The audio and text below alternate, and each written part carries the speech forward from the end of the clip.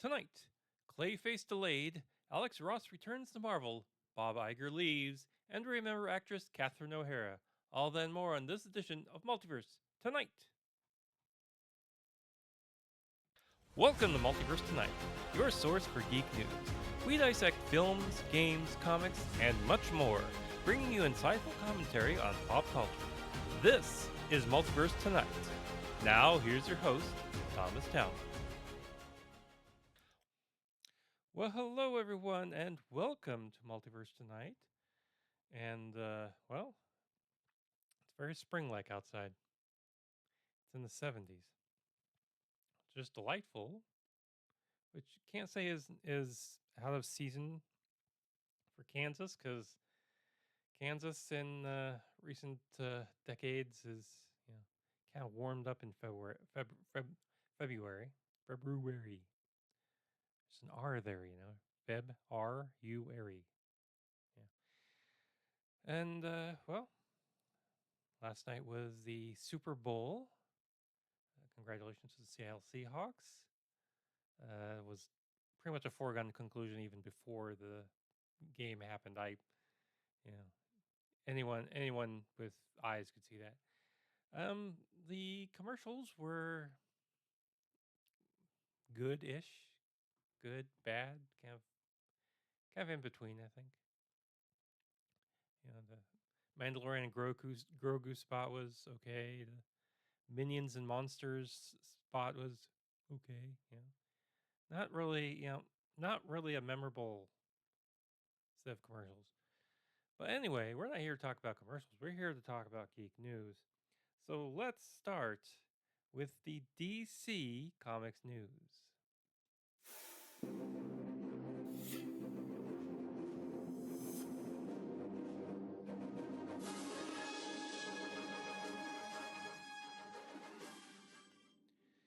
And DC Comics news begins with Warner Brothers, which has adjusted the release of two dates for two of its upcoming films. There'll be Practical Magic 2 and DC's Clayface movie. Now, Practical Magic 2 will now have a release date of September 11th, moved up from September 18th. The date places the highly anticipated female skewing film in the post-Labor Day weekend slot, typically used by Warner Brothers for successful horror and genre pictures like Beetlejuice. And it will open against Focus Features' remake of Sense and Sensibility. Suzanne Bier directs from a screenplay by Akiva Goldman and Georgia Pritchett, based on the Book of Magic by Alex Hoffman. Now, producers are Dennis DeNova, Sandra Bullock, and Nicole Kidman, who also stars. The cast includes Kidman, Joy King, Lee Pace, Maisie Williams, Diane Wiest, and Stockard Channing.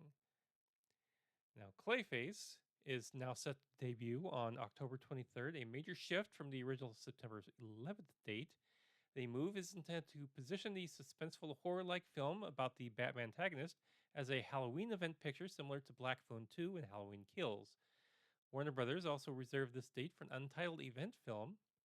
Now, on its new date, the James Watkin directed movie will compete with an untitled A24 movie, an untitled Amazon MGM movie, a Black Bear's Wife and Guy, directed by Guy Ritchie, and an untitled Neon release. The script is by Mike Flanagan and Hossein Amini, based on the DC character, with production by Matt Reeves, Lynn Harris, James Gunn, and Peter Safran. So, Clayface is linking back to a Halloween release. I think that's good. Clayface is kind of a horror villain, if you will. He didn't mean to become this villain, but it was kind of forced upon him. So I think that's pretty good. Anyway, let's go on to the Marvel Comics news.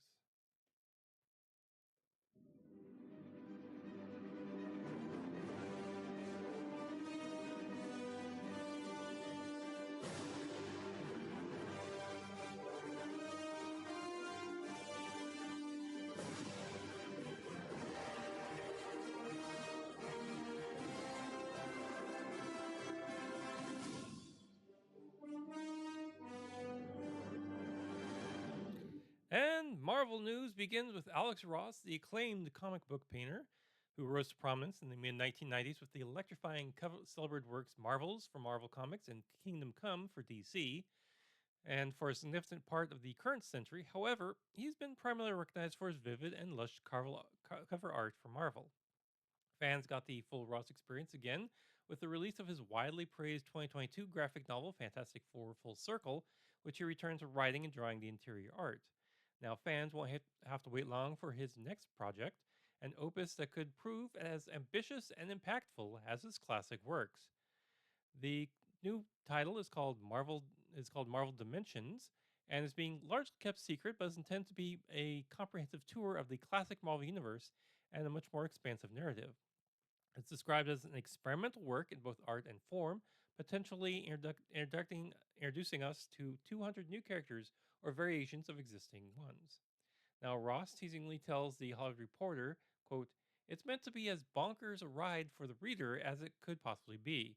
You're getting one of kind of entertainment, and then it changes on you midstream, and then you're getting a different art style suddenly. And then the format changes within the book itself, a mid-book format change. All these things hopefully seem to unify and combine and come back together, but it's meant to be a wild ride that is throwing everything plus the kitchen sink at you." Now, the journey begins with a sweeping journey through the story begins with a sweeping journey through the origins of heroes like Spider-Man, Hulk, Iron Man, and Wolverine, depicted in dramatic, fully painted spreads that initially echo their early stories. This is followed by a dramatic tonal shift as the narrator and their motives are revealed. Abrams' comic arts notes that, quote, "the storylines twist in on themselves, characters behave in unexpected ways, and events ripple across the Marvel Universe with growing tensions," unquote. A Minesque mystery. A full on 32-page traditional comic book is even embedded in the middle of the narrative, serving as a key plot point. Now, Ross has been working on Dimensions for about 18 months, and he explained that the story is a culmination of years of different ideas, including a desire to revisit Marvel character origins similar to how he covered a quartet of DC heroes years ago in large tabloid editions. Quote, "I knew I wanted to touch upon Marvel origins in some regard and had thought about that for years. I would think, like, oh, it's just going to be repetitive. You've done that kind of thing before. Why would it be new? And this is my way of coming up with a very twisted new way of approaching this," he said. The word dimensions in the title signifies multiple concepts from interior and interpersonal dimensions to alternate universe dimensions. The estimated 200 new characters or variations are akin to the new superhero persona he introduced in DC's seminal mid 1990s miniseries Kingdom Come. Now, Ross's art process for this unusual work involves producing about 10 painted pages a month. For Marvel Dimensions, he averaged around 8. Half the book is painted and the other half is executed in pen and ink. Ross found the inking process more challenging and time consuming. Quote, "The amount of stuff I was cramming in there was too much. There's too much little finicky detail. The way that I ink something turns out is harder than when I paint something," he admitted. Consistent with his full circle work, Ross is also creating intricate color guides to ensure his colors precisely matches his vision for the book. Now, Ross's early works, Kingdom Come and Marvels, captured the fluidity of the comics medium using a Norman Rockwell-esque art style, significantly paving the way for the broader acceptance of painted comic art. These works earned him numerous Eisners and set an artistic and commercial standard that imitators failed to reach. Now, despite the ambition of Dimensions, Ross recognizes that his reputation will likely always be rooted in the seminal work he did in his 20s. Kingdom Come celebrates its 30th anniversary this year and has shown Rick Marple's staying power, recently being the subject of a documentary and also included in DC's Compact Editions line. He theorizes about the continued appeal of his classic work, saying, quote, "They both feature a grounded human view, perspective of fantastic elements, and the realism aspect is still effective in the era of films that brings so much of the same material to life. That's my best guess, and I'm lucky that if people still respond to that work from my mid-20s, that they will give the new projects I do a shot." Now, Ross recently finished drawing the last pages of Dimensions, and the book is currently being colored. The hardcover is scheduled to arrive in stores this September with a retail price of $29.99. And with that, let's go on to the geek news.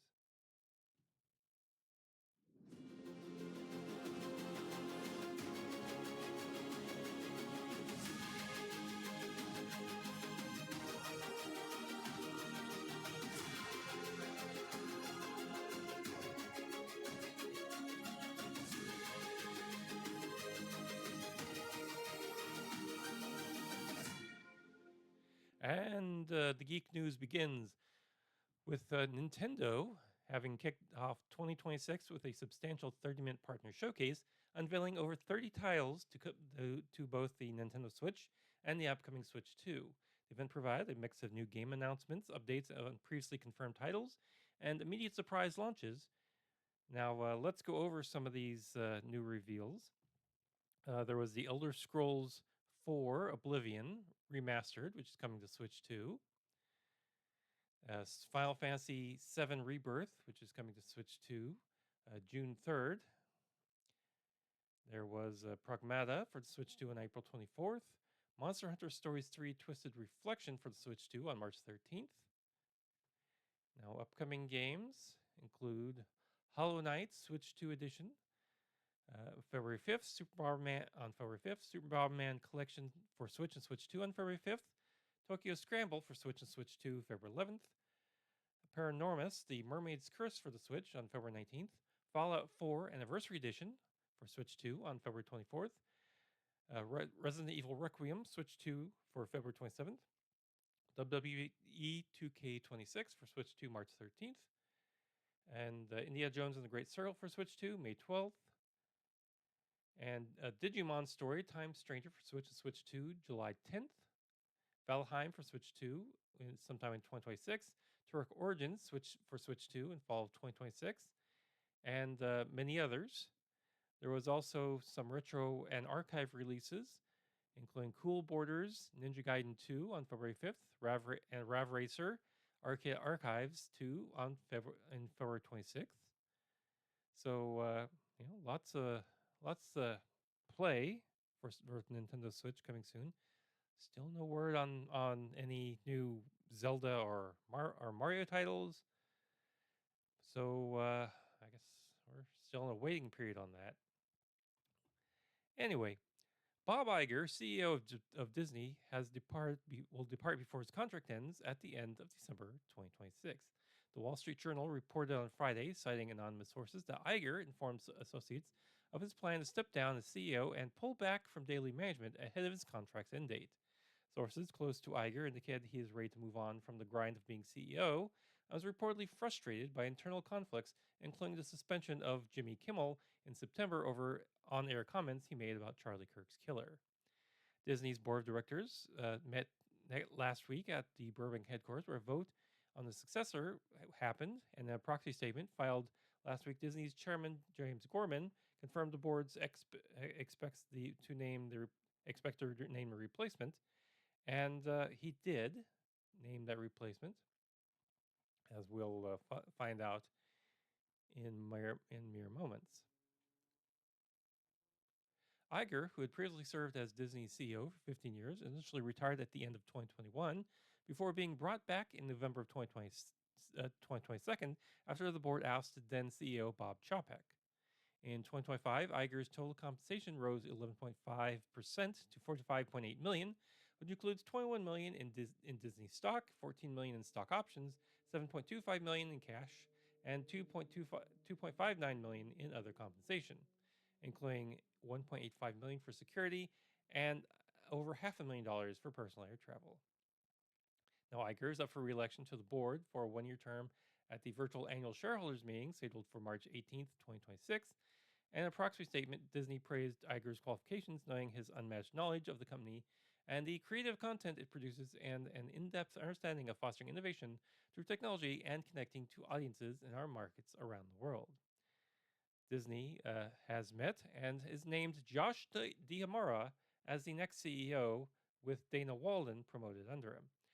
After an extensive 2-year search, the Walt Disney Company has selected Josh D'Amara, head of its theme parks and consumer products division, to succeed Bob Iger as CEO. The announcement was made this past Tuesday and concludes a high-profile succession process. D'Amara's appointment was unanimously approved by the 10 board members, including Iger, following the meeting on Monday afternoon. Effective March 18th, the date of Disney's annual meeting, D'Amara will officially become CEO, and Bob Iger, who has served nearly 2 decades in the role, will then transition to senior advisor and member of the board until his retirement on December 31st, 2026. Dana Walden, previously considered Diamara's main competition for the top job, has been promoted to the newly created role of President and Chief Creative Officer, also effective March 18th. Walden currently co-chairs Disney Entertainment and will report directly to Diamara. Now, Bob Iger has praised Diamara, saying that he is an exceptional leader and the right person to become our next CEO. Iger highlighted Diamara's instinctive appreciation of the Disney brand and deep audience understanding, an exemplary ability to combine creative with operational excellence. Now, regarding Walden, Iger commented that she is an excellent leader with tremendous respect for the creative community. Given that creativity is paramount to Disney, Iger believes Walden is a wonderful choice for the new leadership role, having accumulated vast knowledge about Disney's business and brands. Diamara is 54 years old and embodies the classic Disney mold with a career at the company dating back to 1998, beginning at Disneyland. His near 30 years on the retail side provide him with a visceral understanding of how families interact with the brand.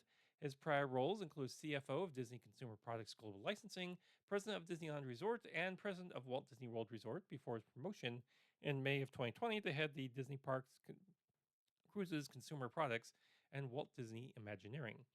He currently oversees a $60 million expansion of Disney's global theme parks.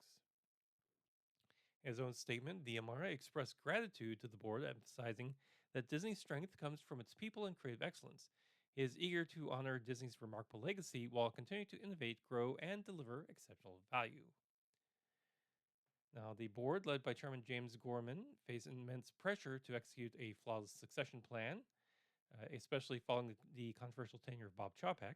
Chapek, who took over from Iger in February of 2020, was promoted from the same Parks Division role that Diamara now holds. Gorman, a noted Hollywood outsider, dedicated significant time to the succession question. Now, they initially favored the internal candidate, who knew about the encompassing hospitality, technology, film, R&D, consumer products, and Diamara was the favored choice as he grew to be the Parks and Experience Division became the largest driver of revenue and profits amid sector-wide struggles in the film and TV business. Now, Walden's promotion solidifies her role as the content-focused leader, a critical move that gave the film and TV products fuel to the consumer products and gave the theme park attractions relevant. She joined Disney in 2019, followed by the acquisition of 21st Century Fox, and has been instrumental in building out the Disney Plus Hulu streaming services. Her portfolio is expansive, overseeing ABC Entertainment, ABC News, Disney branded TV, Hulu Originals, FX, and more. So, this is interesting news. Well, we'll hope the best for Mr. Diamara and Walden. Hopefully, they'll not step into the same quagmire that Chapek fell into. Don't want Bob Iger to have to come back for a third time. I'm sure he's completely worn out by now. Anyway, off to other companies. HBO is narrowing down the launch window for its highly anticipated TV adaptation of J.K. Rowling's Harry Potter books. Casey Bloys, chairman and CEO of HBO and HBO Max, recently confirmed to Deadline.com that the series, which had a general 2027 target, is now slated for an early 2027 premiere. Bloys previously mentioned a late 26-27 window in a September 2024 interview, noting at the time that, quote, writers are just getting started. It's too soon to talk about air date, unquote. Now, the series has been filming in the UK since the summer and has cast its main roles of Harry Potter and Ron Weasley, Hermione Granger, and the adult cast with John Lithgow and Janet McTeer.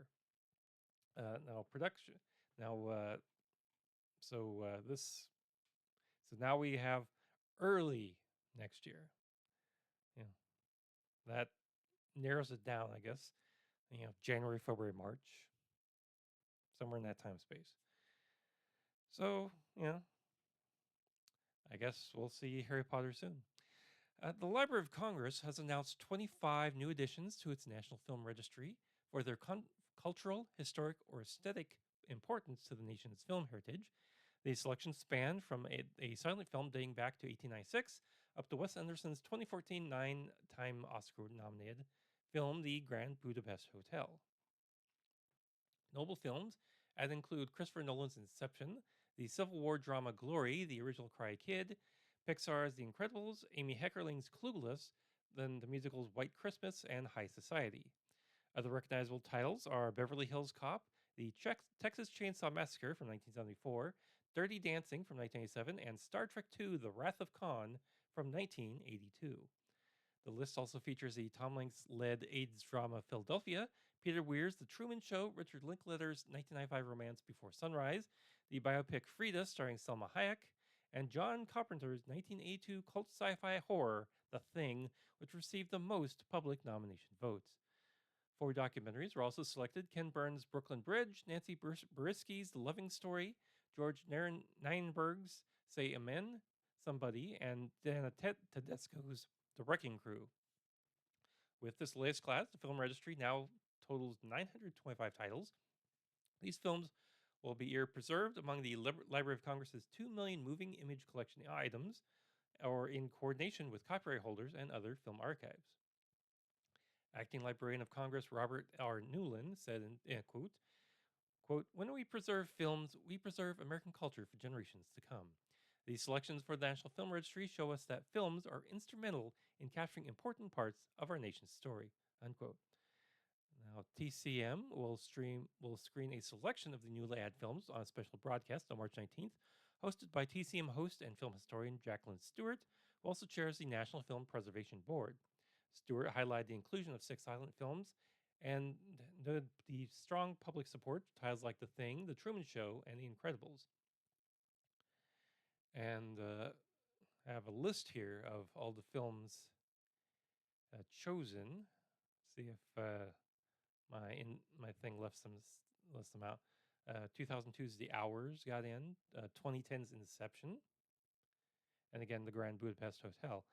So quite a wide range of films there that will be saved from turning into dust, if you will.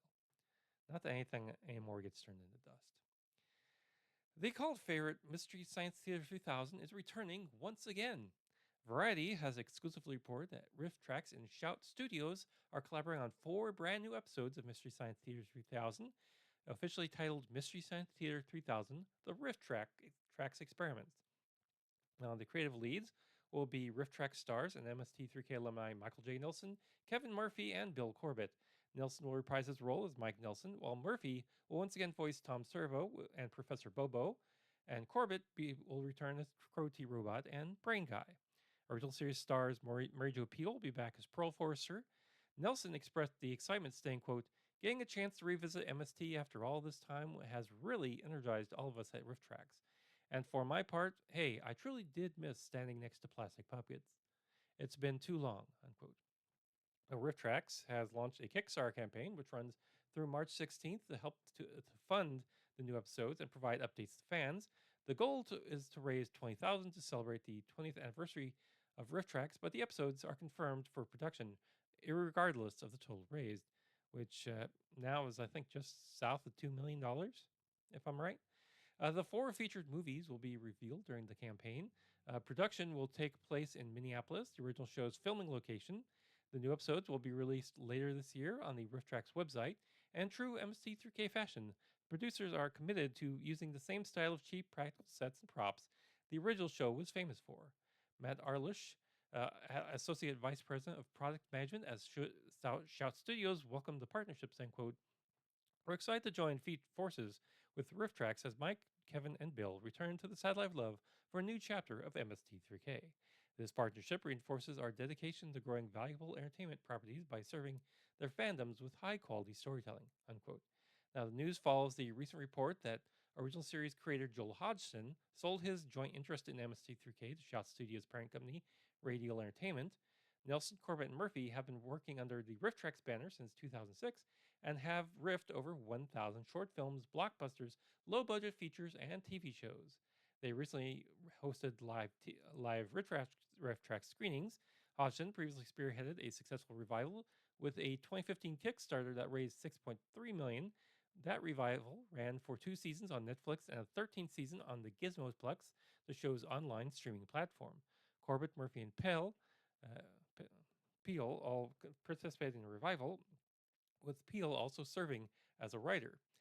MST3k began in 1988 as a Minneapolis UFO station show.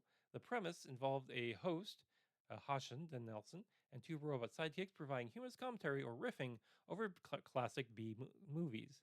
The show later moved to Comedy Central and ended its original run on the Sci Fi Channel in 1999 after 197 episodes.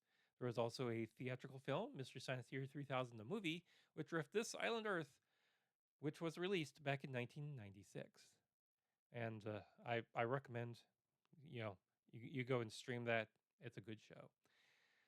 Spielberg's other major awards demonstrate a career of exceptional influence. The Oscars.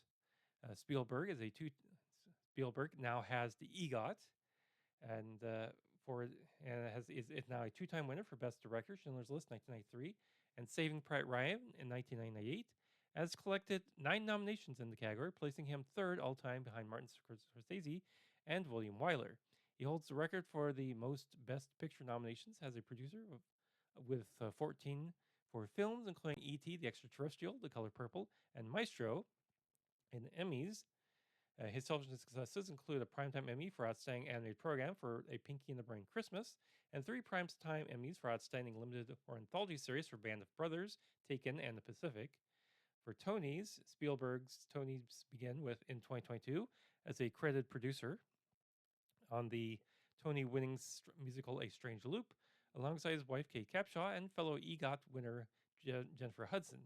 He has since earned nominations for Best Musical for Water for Elephants and Death Becomes Her. So again, Steven Spielberg now has an EGOT. That's an Emmy, a Grammy, an Oscar, a Tony. So congratulations to him. Some good news for actor Daniel Stern, known for his role as Marv in the holiday classics Home Alone and its sequels, as well as City Slickers and the recent Apple TV series For All Mankind seasons 4 and 5. He had a misdemeanor prosecution solicitation charge dismissed. So congratulations to the actor. The charge stemmed from a citation Stern received following a public sting operation at a Carmelo hotel on December 10th, 2025. He was not arrested at the time. The formal misdemeanor charge, quote, engaging or agreeing to engage in prostitution, was filed last month. If convicted, Stern could face 6 months in jail and a $1,000 fine. According to online court records, the case was dismissed on Friday in Ventura, California. A representative from the Ventura County District Attorney's Office explained the decision to TMZ, saying, quote, the defendant did what he was supposed to do. He completed his education class and earned a dismissal. This is our standard disposition for first-time prostitution offenses. Now, Stern was slated to play Freddie, the gruff patriarch of the Zilbertis family, in the upcoming single-camera show Do You Want Kids?